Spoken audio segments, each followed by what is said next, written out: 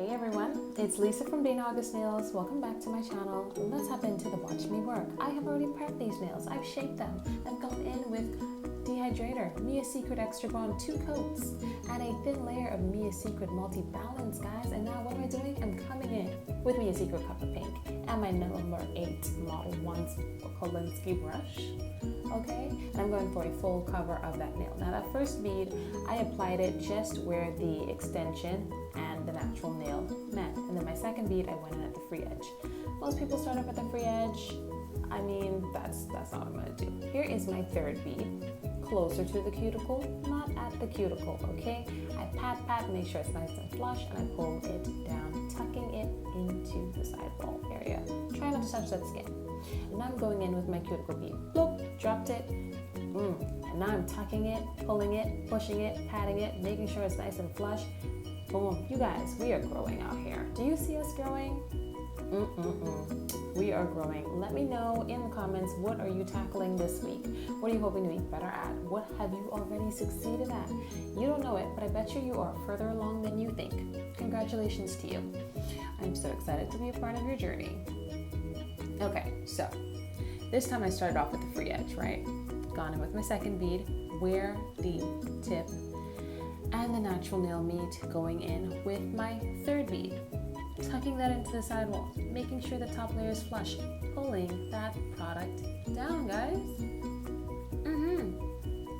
And then the cuticle bead, popping it just about a hairline of it. Look at that.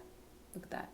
Pat, pat, pull, pat, pat, pull. And because we have prepped, we're actually, the skin's been pushed back a little bit, so I can just tuck right underneath that cuticle area. Just lovely full. So now I am clear capping with miasecret multi-balance natural. It's like very minimal pigment in there, so you can get away with capping it. I do apologize for the camera shaking right here, but you can get away with clear capping with this because it has little to no pigment, especially when you're using it over pink. It like completely disappeared. And just like the snap of a fingers, I've already filed, shaped, buffed, boom. Let's get into this art. I'm busting out a pencil. Normally I like to freehand, but this meant a lot to my client. This is actually a tattoo that she got to commemorate the anniversary of her father's passing. I always say to her, I would have loved to meet your dad. He's so awesome. So I'm putting up a picture of the tattoo right here. So first off, I'm just drawing the heart.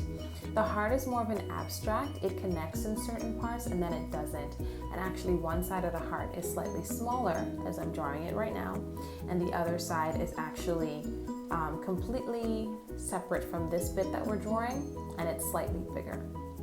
I draw this on both of the nails first and compare to make sure they're as close as I can get it, and then I go in with a mixture of Model 1's 1348 black and Model 1 solid gel cream number 1, because you guys know what I'm always saying, not too runny, not too thick. And I'm using my old detail brush, and I'm just drawing a very thin line to make sure that number 1, I cover all that pencil. I don't want it to come across.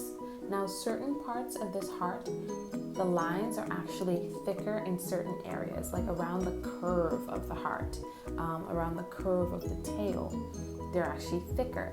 So once I have that entire outline done, I go back in with thicker blobs, and then I start making them nice and full in those areas and keeping it thin on the other areas.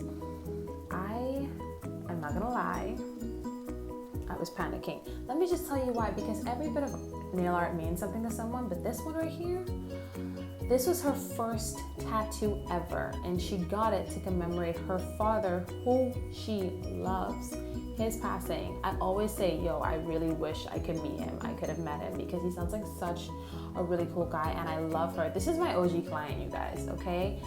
I love her so freaking much, and she supports me 100%. Like, I need to know the man that is behind why I have her today. So this right here was some pressure. I was sweating in places we don't even need to talk about.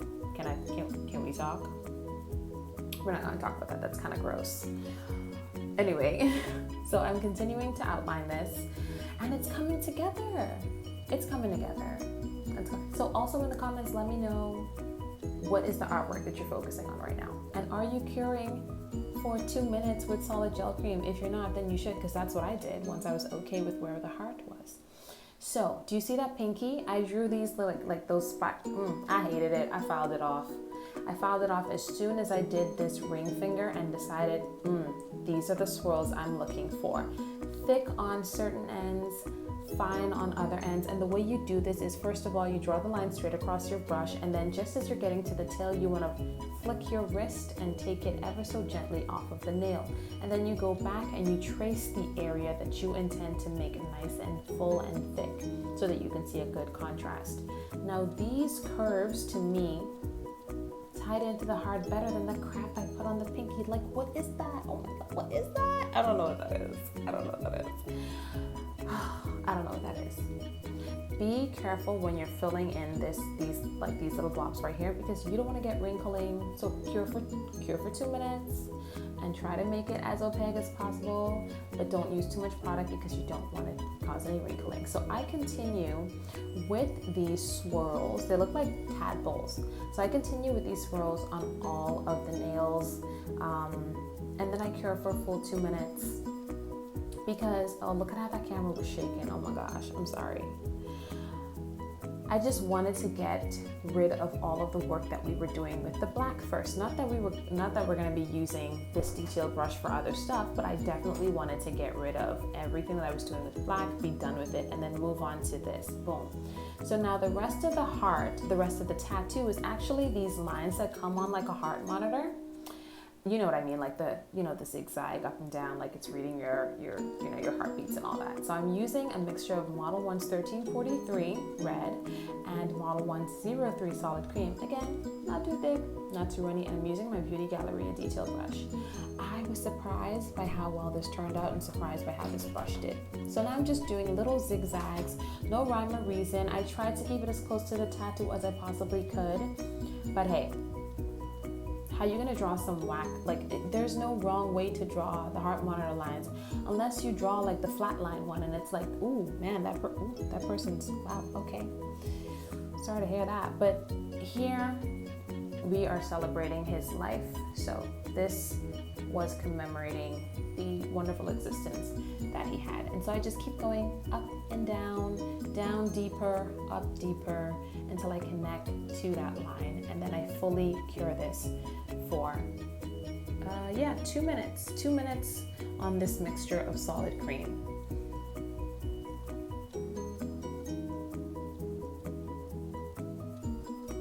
I know you guys see me do some crazy art on here, but I'm always super nervous, and I'm actually quite surprised when I execute anything.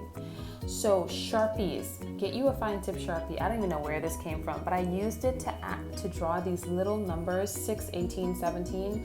This is the date of his passing, and his name was Dale, so it's written on the tattoo in cursive. Oh my God, look at how this camera is just doing the most.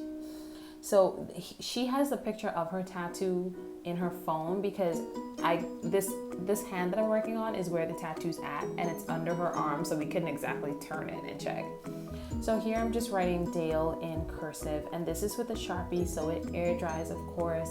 And as you can see, I corrected that pinky over there. So yeah, she was happy with it. So now I'm using Model 1's top coat to cure this, and I need to get a refill on Model 1's, because I know I like me a runny top coat, but that's because that's what I started with. But I will say that when it comes to like these gel arts, like stuff that's like slightly risen above the nail, that's not encapsulated, I do prefer a thicker top coat, and I have found that to be the case with Model 1, so I need to get me a refill. I've seen it on Amazon. I think it's like $8.99 right now, I don't know. So here with the Sharpie, I'm not gonna trust that it's not gonna bleed, so you know what your girl's gonna do? Float it over there and then cure for a full 60 seconds. So top coat time, guys. It means that's the end of the video. So what do I need you to do? I want you to consider liking, sharing, commenting, subscribing even. Okay, so look forward to the product list below, and here is a video and picture of the finished look. I love you guys for watching and promise to see you in the next one. Bye.